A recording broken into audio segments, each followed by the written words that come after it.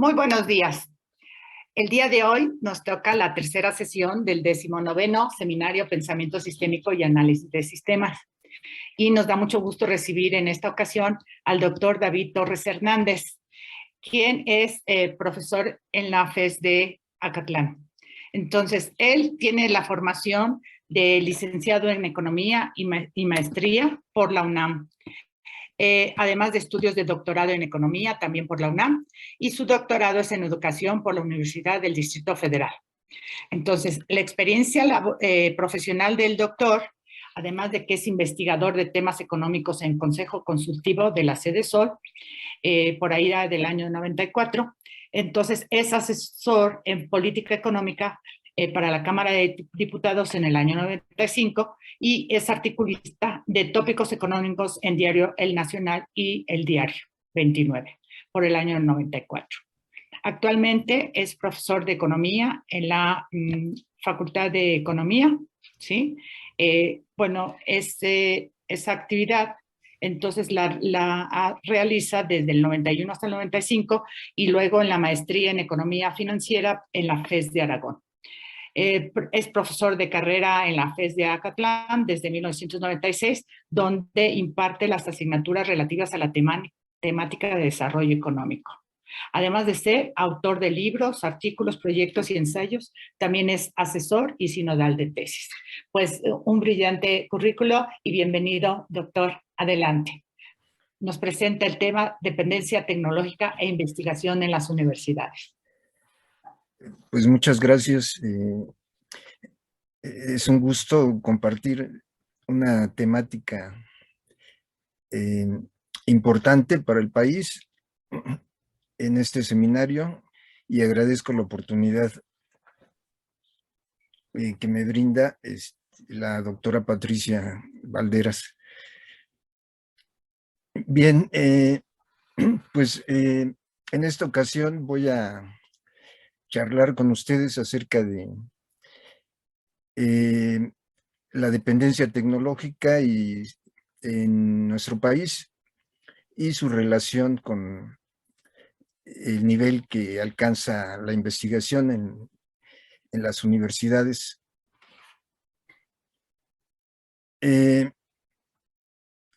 Para empezar, pues es necesario plantear, ¿no?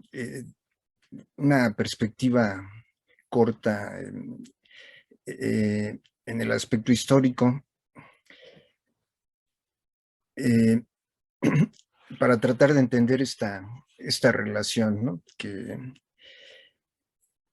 extrañamente no se maneja en las discusiones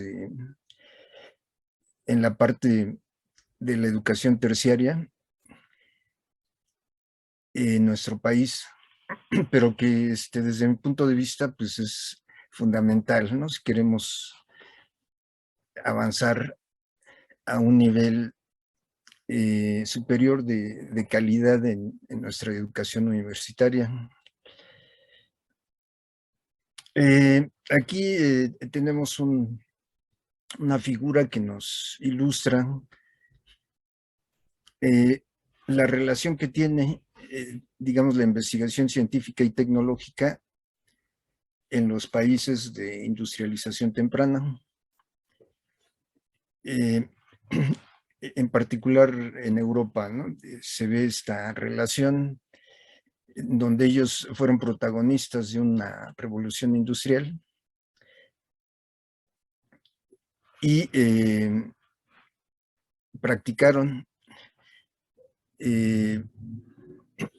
una estrecha relación entre las unidades productivas o las empresas con las universidades y los institutos de investigación.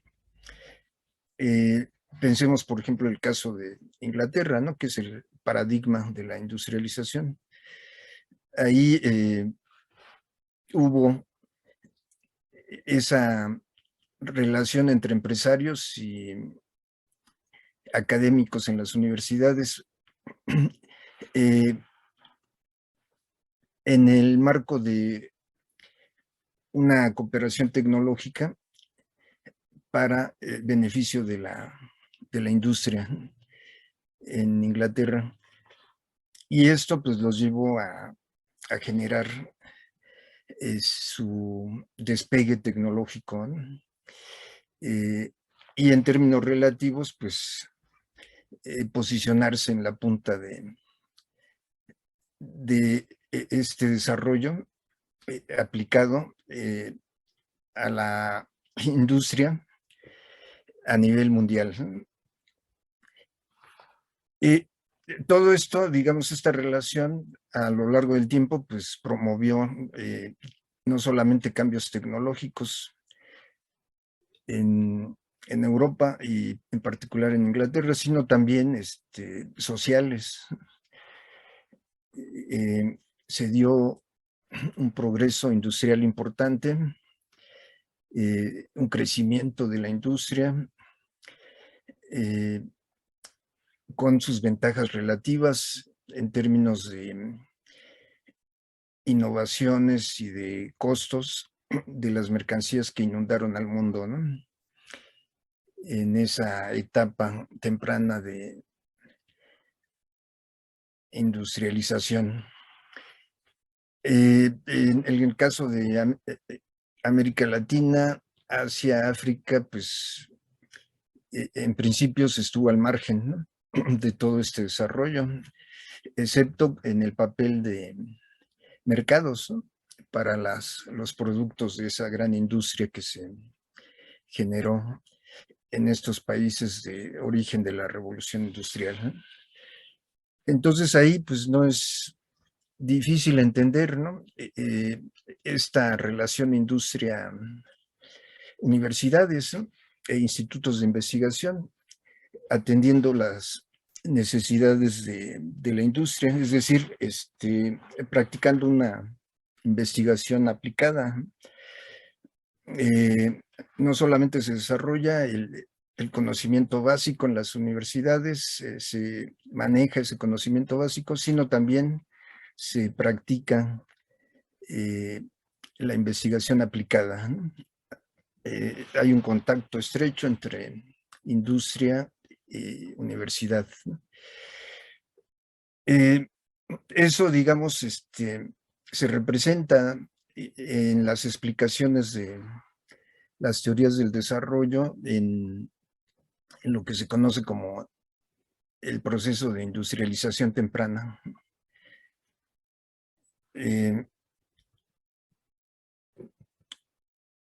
Tenemos un proceso de industrialización tardía, ya posteriormente se fueron incorporando más países europeos y lo más notable Estados Unidos, a un proceso de industrialización más tardía, ¿sí? Pero en particular, yo en este caso me refiero a una industrialización quizá que se conoce como industrialización tardía, ¿no?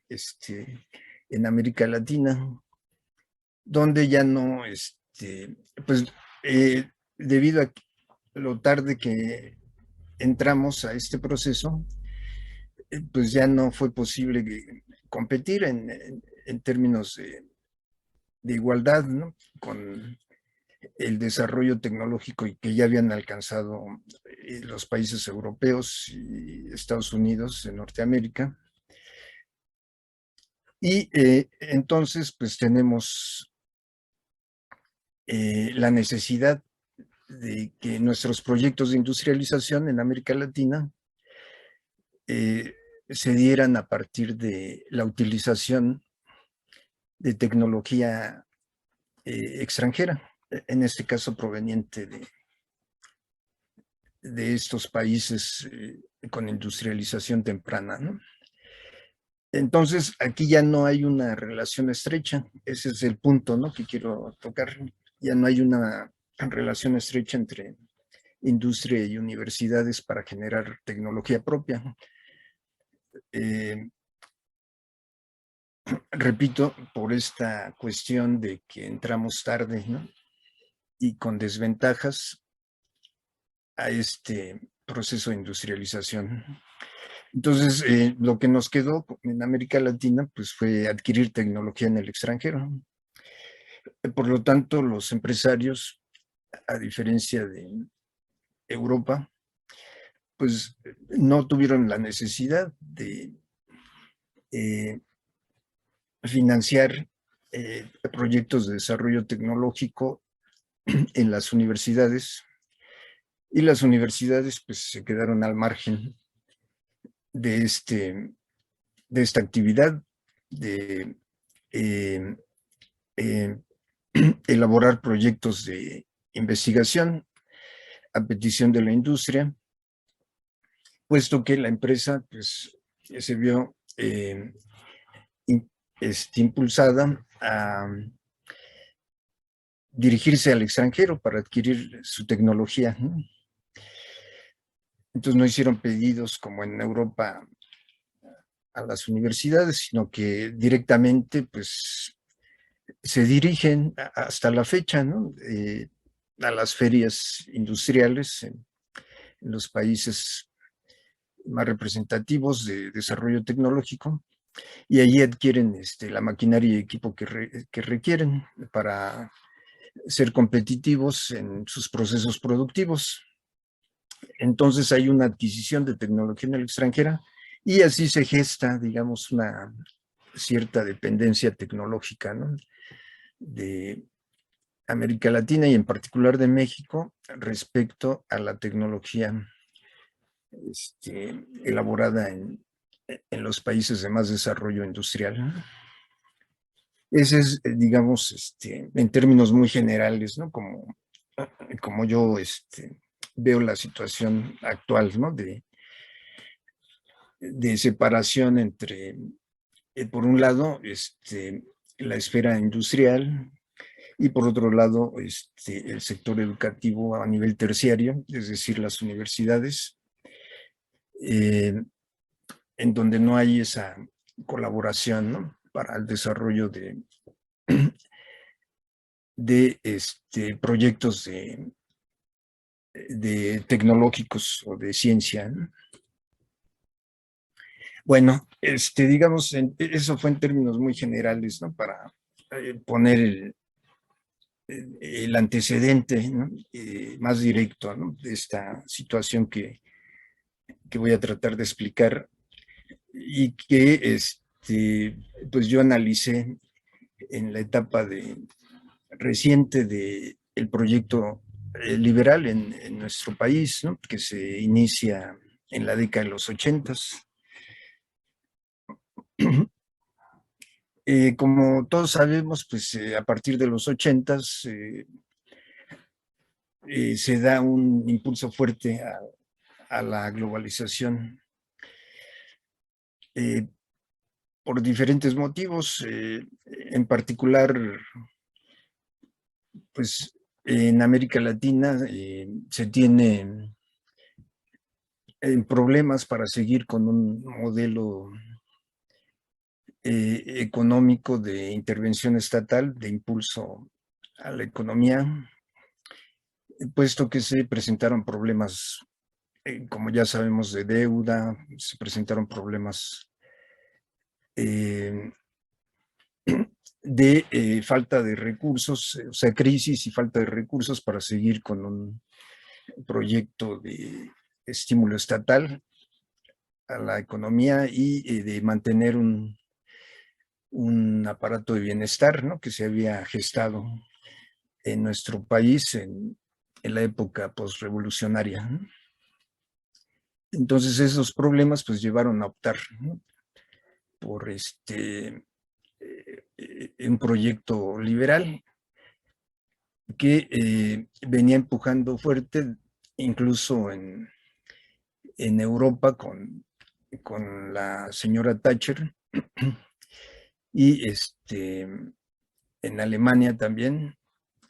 Esa propuesta estaba muy presente y particularmente en Estados Unidos, ¿no? Con el presidente Reagan.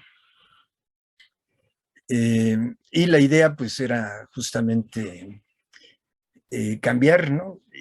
De un proyecto, no solamente a nivel de esos países, sino un proyecto mundial, en donde se pasara la batuta al sector privado en el impulso a la economía mundial. Entonces se empezó a dar un decálogo de medidas de liberalización comercial, liberalización económica y financiera, y de retracción de la participación del Estado en la economía. Entonces, en el marco de esto, pues en México pues, se firma, como sabemos, el Tratado de Libre Comercio en la década de los 90, y ahí se profundiza nuestra integración económica, donde se da en todo su esplendor la apertura comercial. Entonces, en ese marco, pues se logra, en el caso de México, mantener la confianza de los inversionistas, superar esa crisis de deuda que se había presentado y ampliar esos intercambios comerciales, ¿no? Sobre todo nos permitió seguir adquiriendo tecnología para poder llevar a cabo los procesos productivos en nuestro país sin ningún problema, ¿no? Y dentro de esto, pues la cuestión aquí que me interesa, pues es remarcar, ¿no? Que esto también, pues, no solamente nos permite continuar, ¿no? Con esta dinámica de conseguir la maquinaria y el equipo que nosotros requerimos y la tecnología, sino también en el fondo pues está esta idea, ¿no? De que se va ampliando nuestra dependencia tecnológica del extranjero, ¿no? Al adquirir mayores volúmenes de tecnología en el extranjero.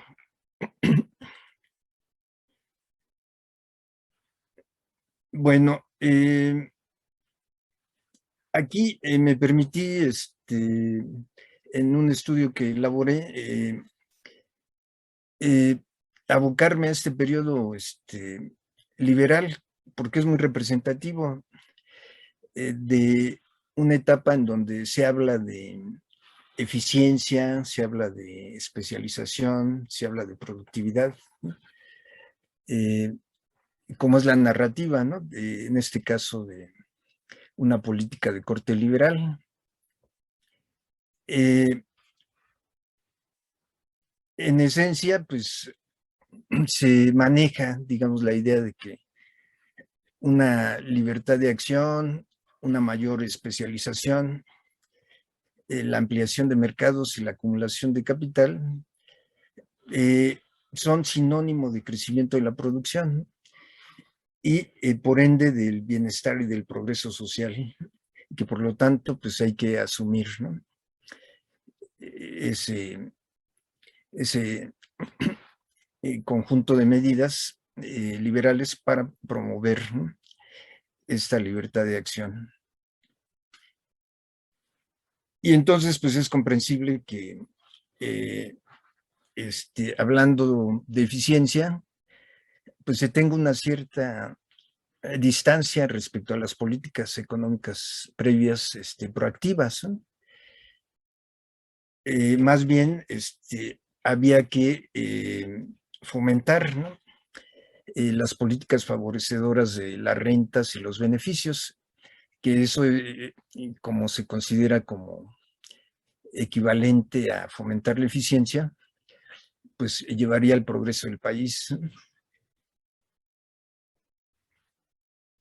Entonces, de alguna manera, pues se impone la lógica económica, ¿no? En todos los ámbitos de la vida social.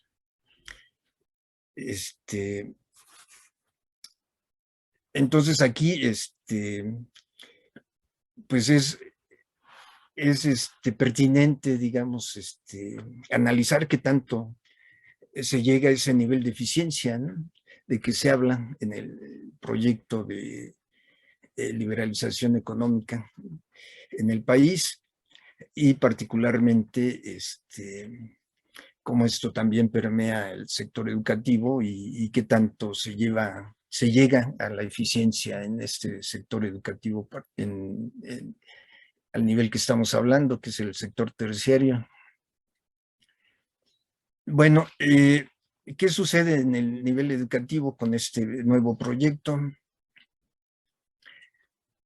Pues lo que se vio es que también en los documentos oficiales de este sector se empezó a hablar de rendimientos, de eficiencia, de competencia, de profesionalización, de liderazgo, de calidad, ¿no? Ese, digamos, fue el nuevo lenguaje, ¿no?, en términos educativos. Este nuevo lenguaje, pues, se inspiró, ¿no?, en las ideas propagadas por organismos internacionales como el Banco Interamericano de Desarrollo, el BID, como el Banco Mundial, el Fondo Monetario Internacional y la Organización Económica para la Cooperación y el Desarrollo, OECD. De tal forma que, pues, desde el 83 ya el sistema mexicano en materia educativa se venía ajustando gradualmente a los requerimientos impuestos por la globalización, es decir, la eficiencia y la calidad, ¿no? Y más si pensamos que, pues, lo que se proponía era que México superara el atraso, y que la causa principal de que no se hubieran podido satisfacer las demandas sociales, en particular en materia educativa, para una educación de calidad, era justamente la intervención creciente del Estado. Se pensaba que esta participación estatal provocaba el desplazamiento del mercado educativo y generaba una abundante burocracia, ¿no?, ineficaz. Entonces, pues empezó a plantear eh, cómo asignar los recursos humanos calificados eficientemente en función de los requerimientos sociales y no en términos burocráticos. Esto para que el sistema educativo fuera capaz de ofrecer un servicio de calidad a la sociedad.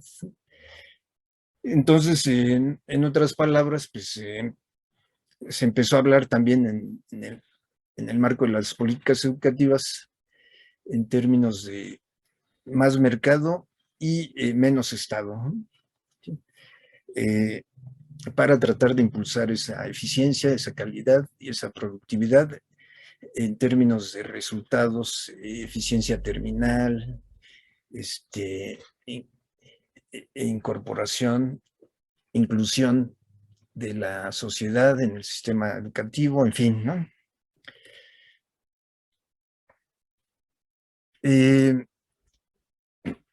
Una idea representativa de todo este proyecto es como veían los liberales, ¿no?, su concepto de desempleo, no como falta de oportunidades para que los jóvenes se emplearan, sino como, desde el punto de vista educativo, una falta de correspondencia, ¿no?, entre la educación que recibían los jóvenes en las aulas y las profesiones desempeñadas en ya en el mercado laboral, ¿no?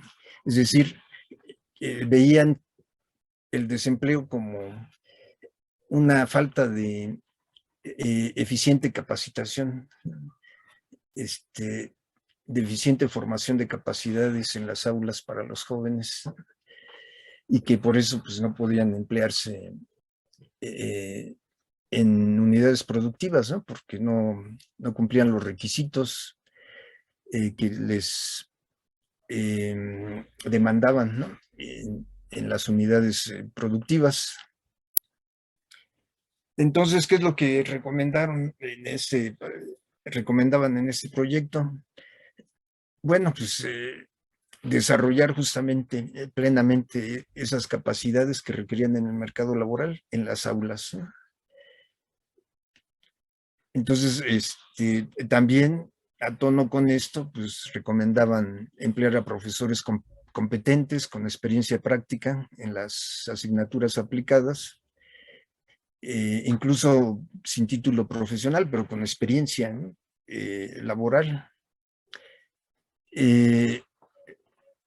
Recomendaron flexibilizar el currículum para adaptarlo a las necesidades del mercado laboral, incluso expedir diplomas intermedios a nivel técnico eh, para que los alumnos pudieran ingresar al mercado laboral aún antes de cubrir el término de sus estudios de licenciatura.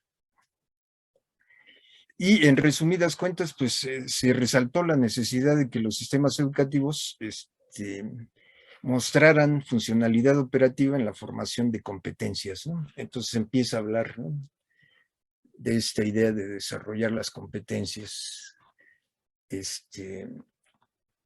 sobre todo laborales, ¿no?, de los jóvenes, para que no les faltara el empleo, ¿no?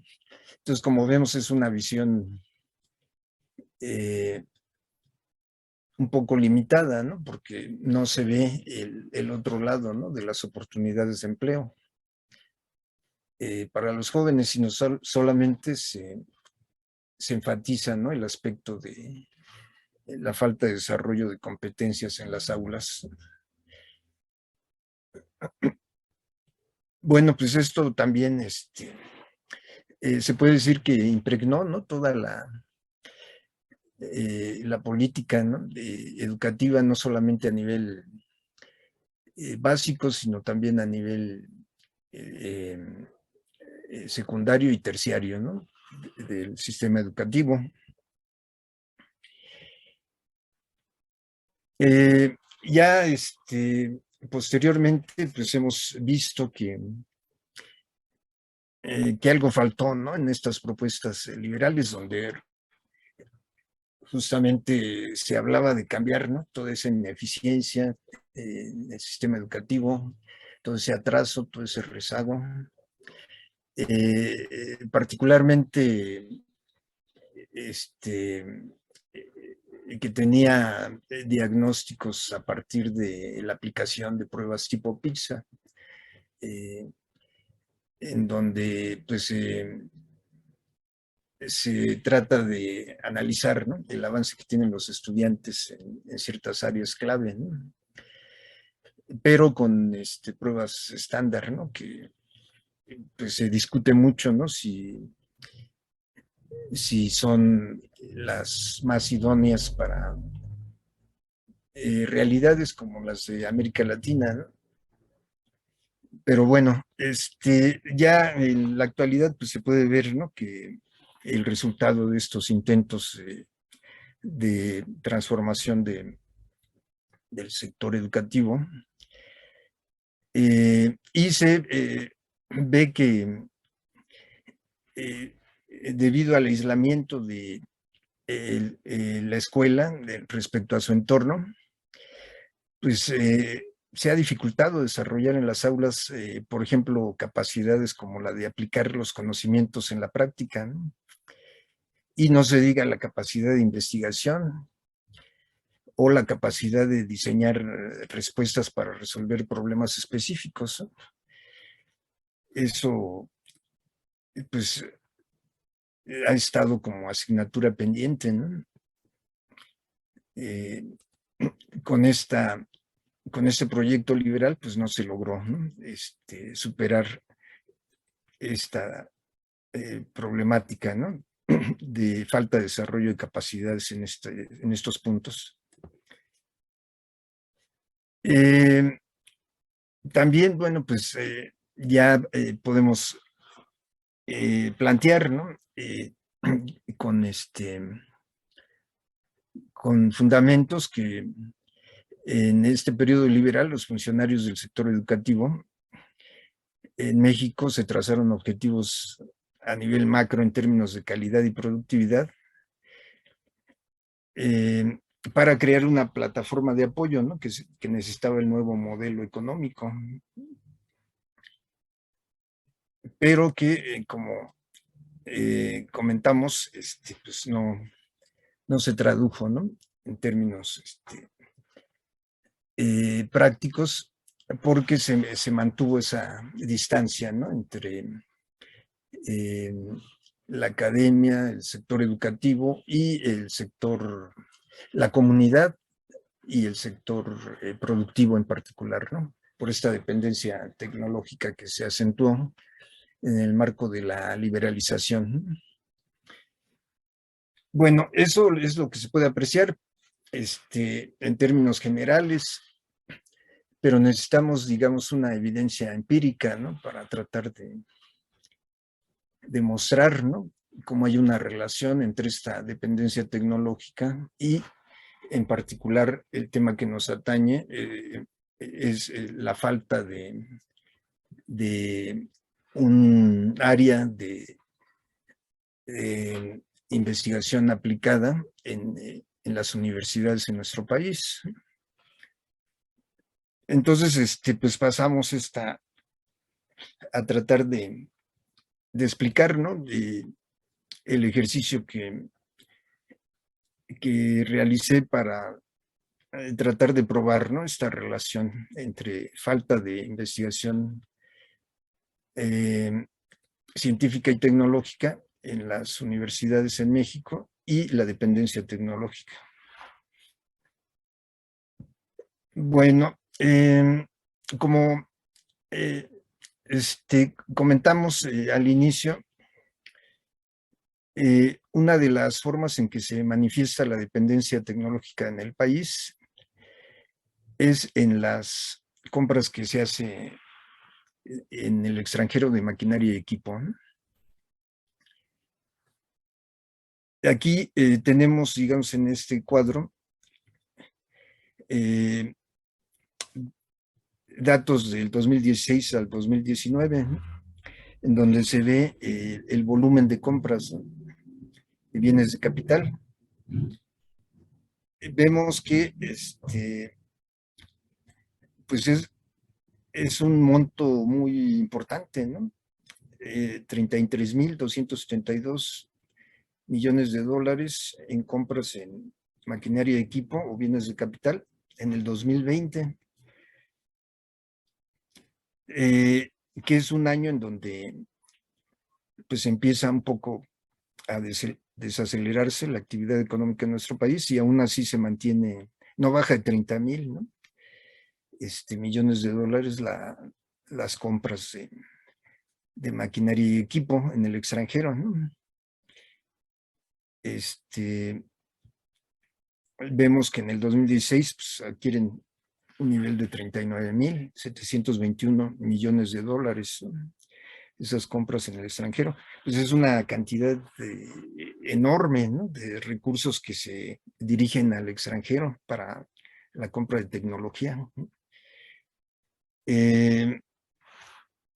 Y los insumos intermedios que utiliza la industria para transformarlos en bienes finales, pues también son muy elevados. Como somos un país maquilador de las grandes empresas transnacionales,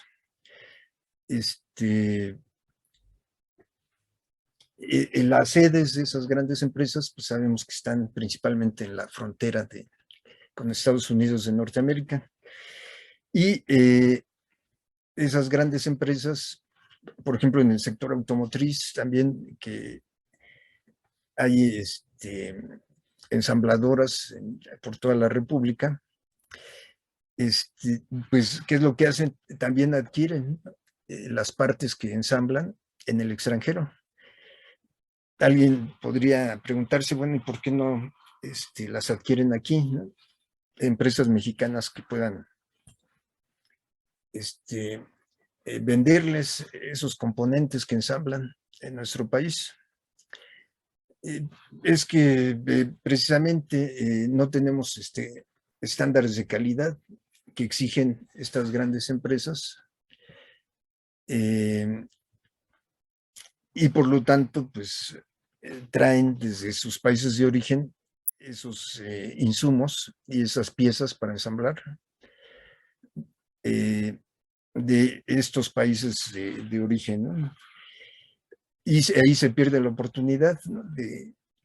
de tratar de vincular, ¿no?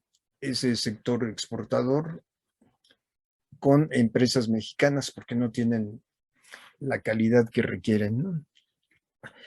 Entonces, pues vemos una enorme, ¿no? Cantidad de recursos que se destinan a la compra de bienes intermedios, ¿no? De igual manera, ¿no? 303.733 millones de dólares en 2020. Pues imaginemos que todos, parte de eso, esa gran cantidad de recursos se canalizara a generar proyectos en institutos y universidades del país, proyectos tecnológicos y científicos, pues se cambiaría totalmente el panorama, ¿no? de la investigación en nuestro país. Bueno, entonces lo que yo veo en principio es que la compra que hacen las empresas residentes en México de maquinaria y equipo en el extranjero es el principal motivo de la separación entre el ámbito académico universitario y el productivo, porque las empresas no se dirigen al sector educativo terciario acá, sino, como vimos, compran directamente en el extranjero la tecnología que requieren, ¿no? Entonces, ¿para qué? Desde el punto de vista práctico, ellos piensan para qué impulsar proyectos de desarrollo tecnológico en México, ¿no? Si eso pues es incierto desde su punto de vista, ¿sí? Es incierto. Y en el extranjero podemos comprar tecnología segura y a bajo costo. Y si estamos en el marco de la globalización, donde tenemos que ser competitivos, pues estamos obligados a ello, ¿no? Entonces, pues esta separación entre el sector educativo y el productivo hace que no se tengan suficientes recursos en las universidades para practicar, ¿no? La investigación, no solamente básica, sino aplicada principalmente, ¿no? Pues ello lleva a que en México la mayoría de las investigaciones científicas y tecnológicas no lleven a generar productos innovadores utilizables para la industria, ¿no? Y que por lo tanto el grueso de sus resultados no sean patentables, ¿no? Eh,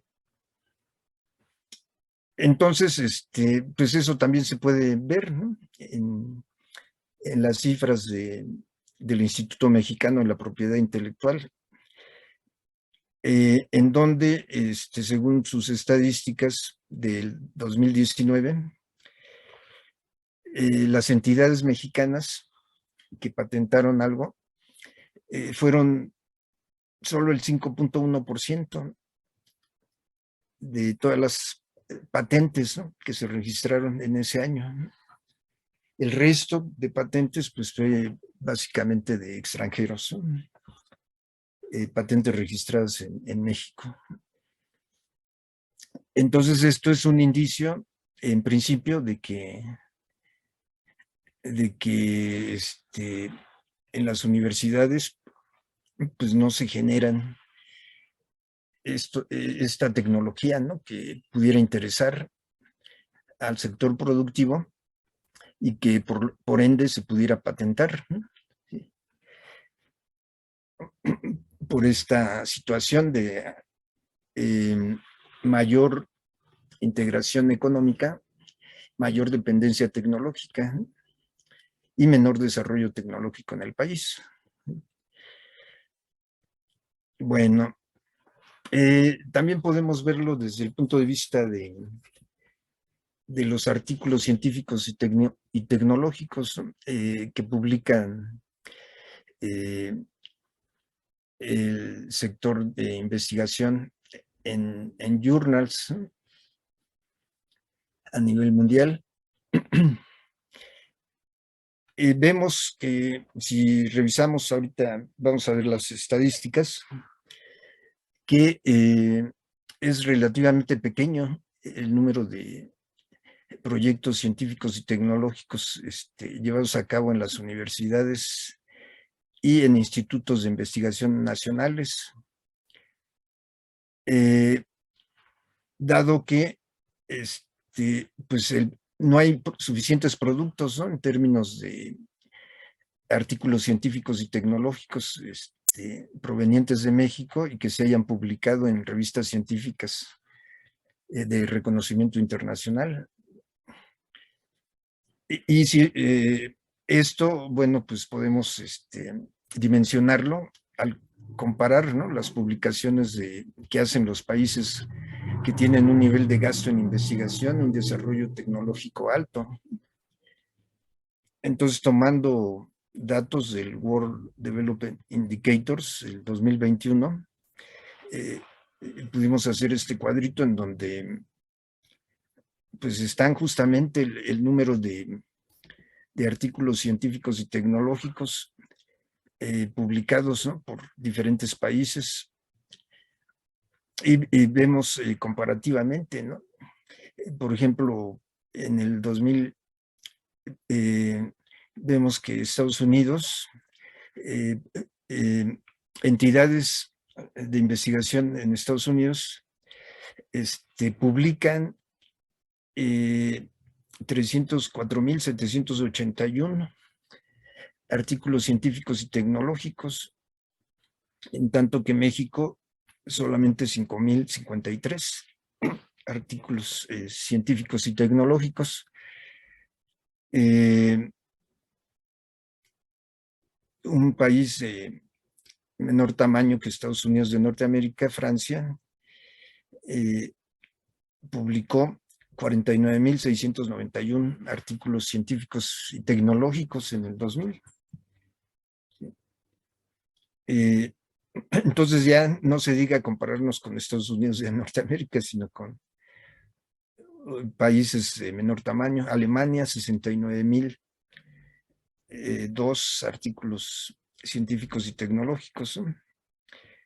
Entonces, pues ahí vemos las proporciones, ¿no?, en términos de elaboración de resultados de investigaciones científicas y tecnológicas,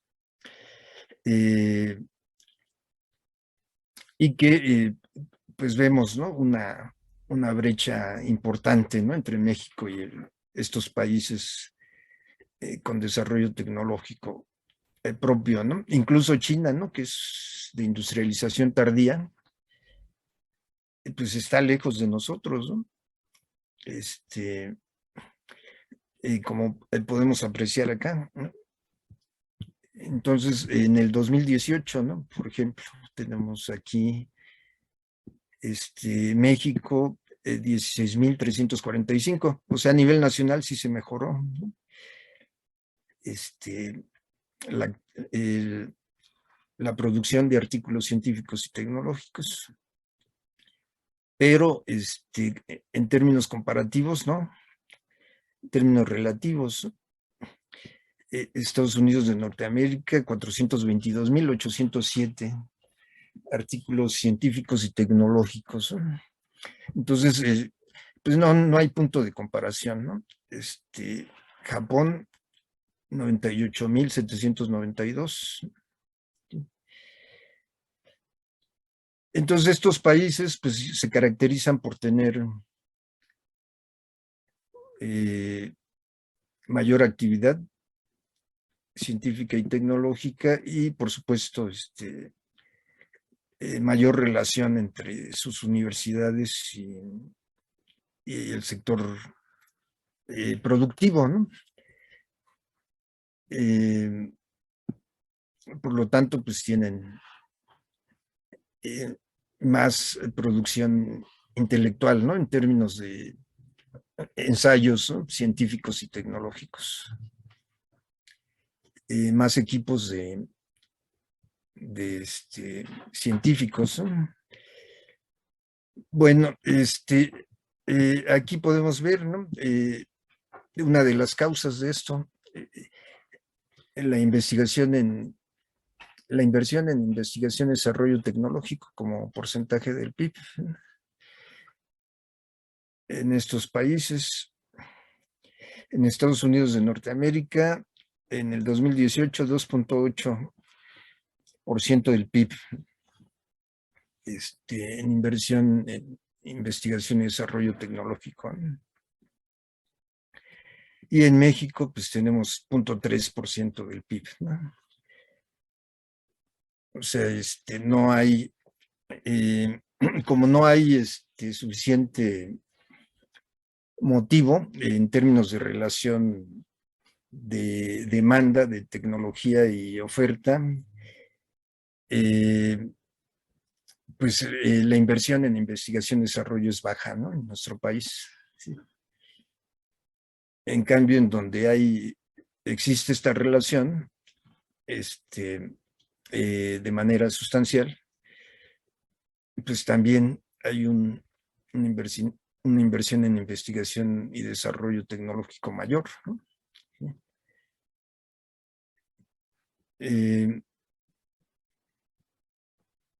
Bueno, entonces, pues aquí paso a explicar, ¿no?, lo que se hizo para tratar de ver si hay esa relación entre dependencia tecnológica e investigación en las universidades.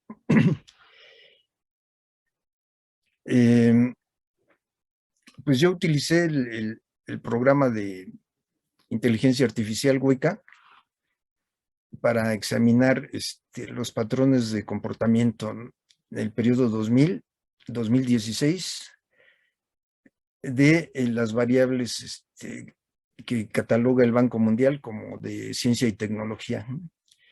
Entonces voy a pasar a explicar qué variables utilicé en mi ejercicio para ver la relación que tienen estas variables entre sí. La primera variable que tomé es la balanza tecnológica. ¿Qué es la balanza tecnológica?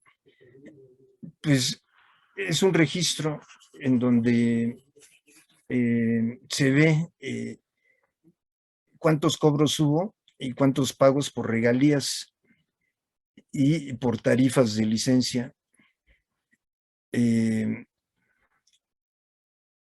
que desde el punto de vista de los residentes y los no residentes en nuestro país. Esto para utilizar activos intangibles y derechos de propiedad como patentes, derechos de autor, marcas registradas, procesos industriales y franquicias. Y también los pagos que se hicieron y que se recibieron en virtud de contratos de licencia, de originales producidos, de prototipos como películas y manuscritos. Es decir, los extranjeros cuánto nos pagaron por utilizar patentes desarrolladas por mexicanos y nosotros cuánto pagamos a los extranjeros. Sí hace la diferencia, ¿no?, para saber si hubo un saldo positivo o un saldo negativo en esta balanza tecnológica. La segunda variable que utilicé para este ejercicio fue el número de artículos en publicaciones científicas y técnicas. ¿A qué se refiere esto? Básicamente a los artículos científicos y de ingeniería publicados en campos como la física, la biología, la química, las matemáticas, la medicina clínica, la investigación biomédica, la ingeniería y la tecnología y las ciencias de la Tierra y el espacio. Esos temas son los que el Banco Mundial, ¿no?, considera como relevantes en materia de publicaciones científicas y técnicas, básicamente. Entonces esa fue la segunda variable que tomé. Cómo andaba la balanza tecnológica y cuántos artículos se publicaron, ¿no?, desde México en journals internacionales. La tercera variable que tomé para ver analizar, ¿no?, sus patrones de comportamiento fue el gasto interno bruto en investigación y desarrollo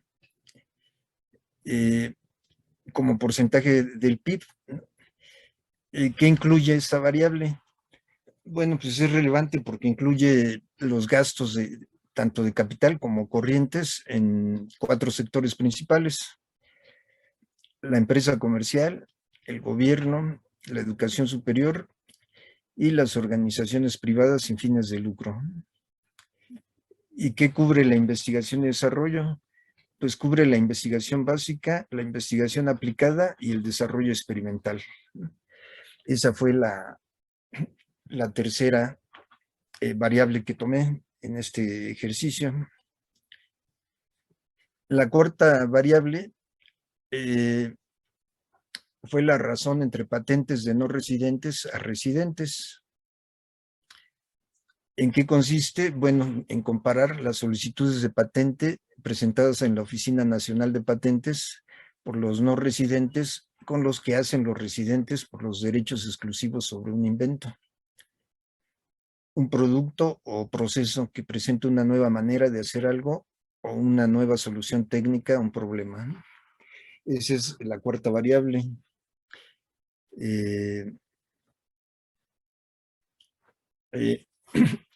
Y la quinta variable fue la cantidad de investigadores por cada millón de habitantes. ¿Qué contiene esta variable? Pues la cantidad de profesionales que realizan investigaciones y mejoran o desarrollan conceptos, teorías, modelos, técnicas, instrumentación, software de métodos operativos. Y la investigación y desarrollo cubre la investigación básica, la investigación aplicada y el desarrollo experimental. Entonces, tomé estas 5 variables en ese periodo de 2000 a 2016, ¿sí?, en nuestro país, para ver cómo se comportaban en el periodo y si planteaban algún indicio de relación entre ellas.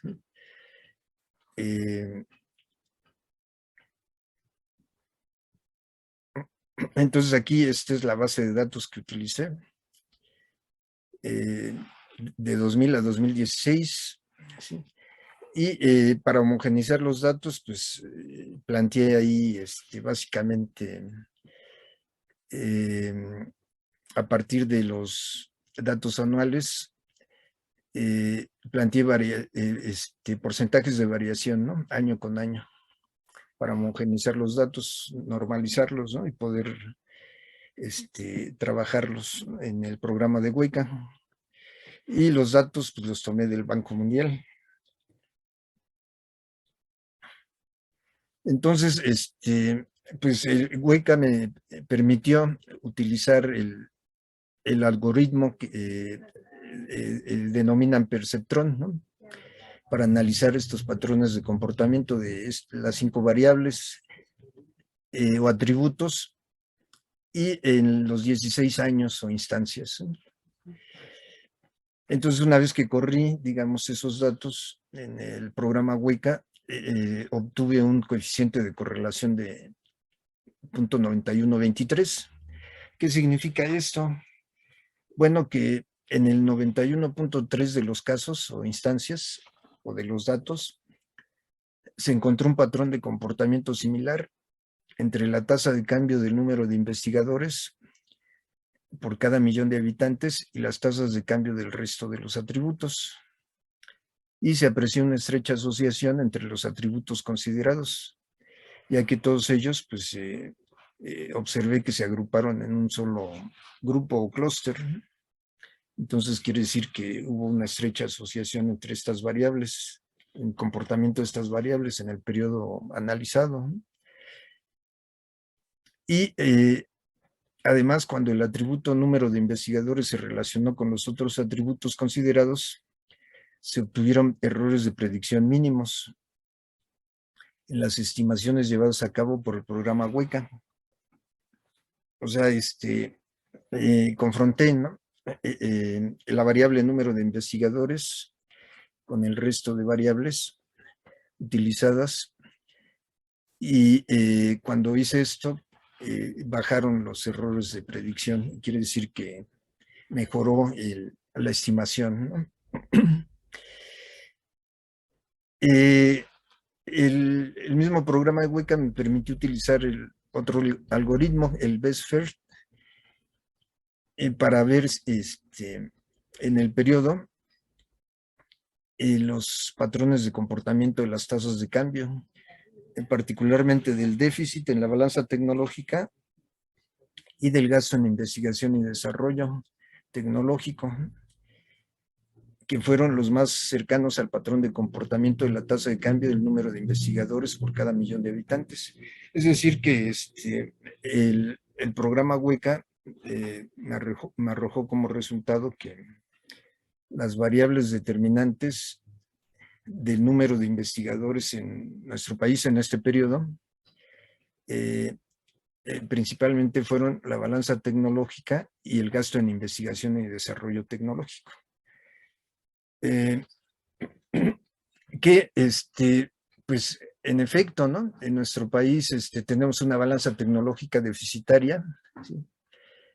Nosotros le pagamos más a los extranjeros por utilizar patentes, ¿sí? De extranjeras, puesto que dependemos más de sus conocimientos y de sus desarrollos tecnológicos que lo que ellos nos pagan por usar patentes mexicanas. Entonces tenemos un déficit ahí, ¿no? Un saldo negativo.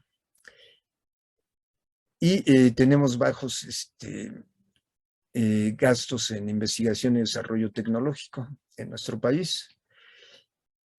Entonces, esas dos variables empíricamente se vieron relacionadas con el bajo número de investigadores por cada millón de habitantes en nuestro país. Bueno, ahorita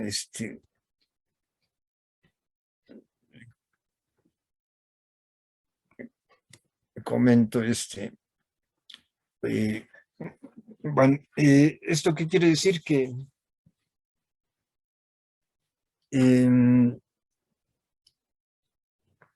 el,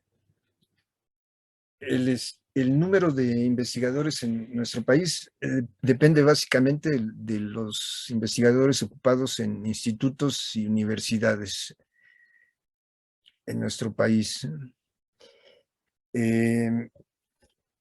Por lo tanto, esta relación estrecha que arroja el programa Hueca es representativo de lo que sucede en las universidades en nuestro país. Es decir, por nuestra dependencia tecnológica que está reflejada en los saldos negativos en la balanza tecnológica de nuestro país, y el bajo gasto en investigación y desarrollo que se hace en el país, es lo que determina que haya un número reducido de investigadores por cada millón de habitantes en nuestro país. Y esto refleja el, el, la situación de la investigación en las universidades en nuestro país, porque el mayor número de investigadores en México está ocupado en las universidades e institutos. Entonces, esta relación es representativa para las universidades del país. En la medida en que tengamos esa dependencia tecnológica y ese bajo gasto en investigación y desarrollo tecnológico en nuestro país, pues vamos a tener un papel secundario de la investigación aplicada en las universidades. ¿Esto qué implica para el desarrollo de las universidades en nuestro país? Y particularmente la educación de las universidades que están promoviendo las universidades en nuestro país, pues que no podemos dar un salto cualitativo, ¿no? Estamos estancados a nivel de educación terciaria, en una educación academicista, porque no generamos conocimiento propio, ¿no? Entonces, en las aulas universitarias, nosotros proporcionamos educación proveniente de textos básicamente extranjeros. Y no es una educación en la generalidad, ¿no? No digo que no haya casos, excepciones a la regla, pero en la generalidad, pues damos una educación teórica, ¿no? Academicista, menos práctica. Y entonces, ahí estamos a ese nivel, ¿no? De proporcionar educación y de la incapacidad de saltar a ese desarrollo de conocimiento propio divulgado en las universidades.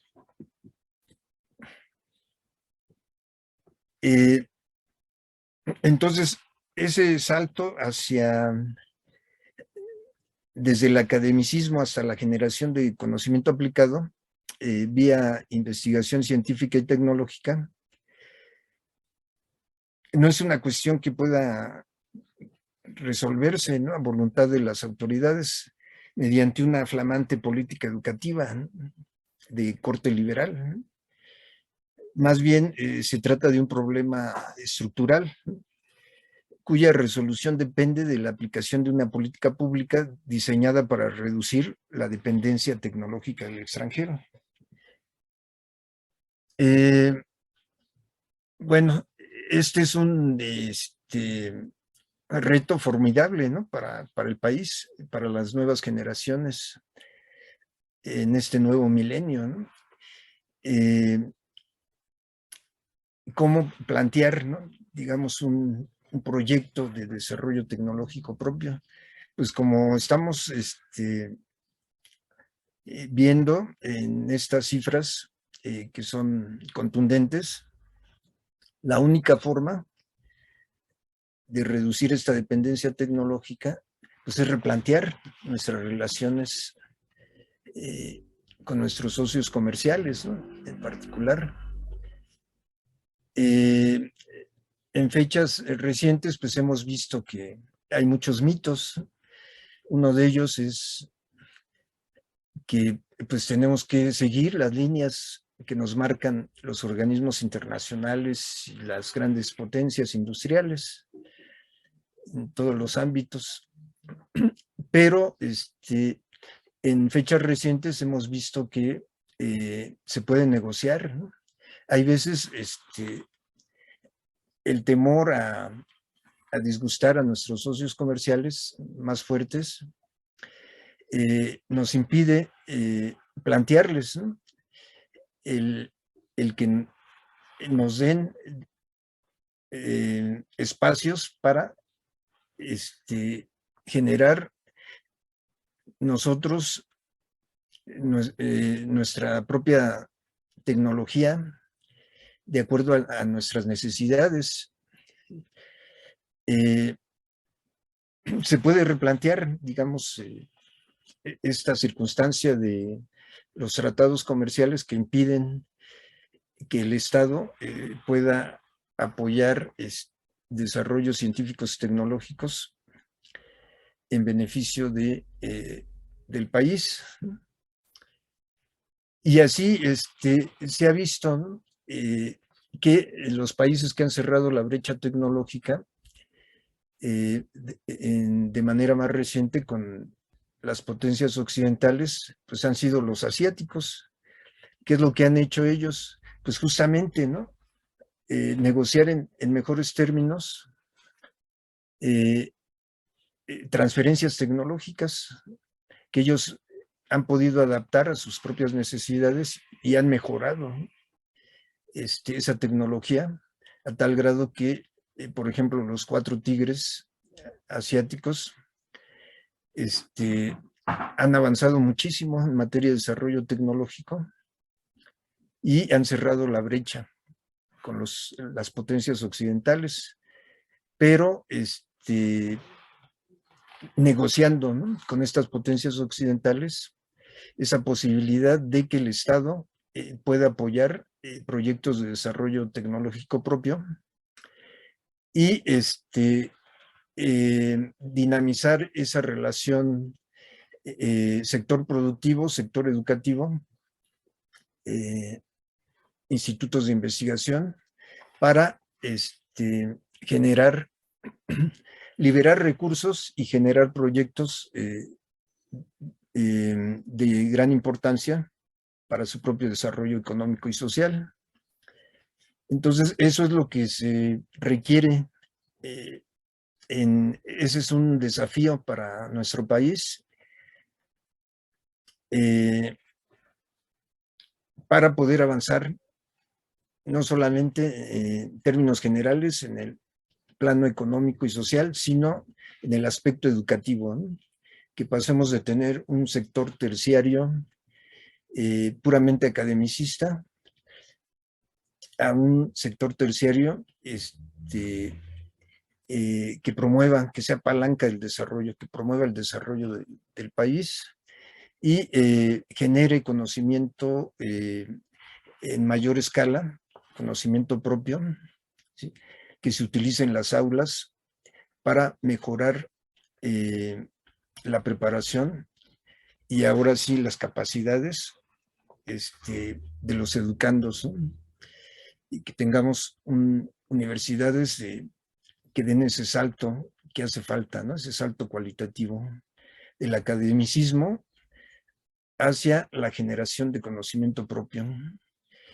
Yo creo que eso es un gran desafío, pero que es ineludible, que tenemos que enfrentar a la voz de ya, ¿no?, para tener mejores perspectivas de vida de las nuevas generaciones. Pues esas es las ideas que yo quise transmitirles y espero que pues hayan sido claras, ¿no? Es todo, doctora Patricia. Muchas gracias, estimado doctor David Torres. De veras, me encantó su ponencia y espero que los que la van a ver en el canal de YouTube tengan a bien enviarle algún comentario. Muchas gracias.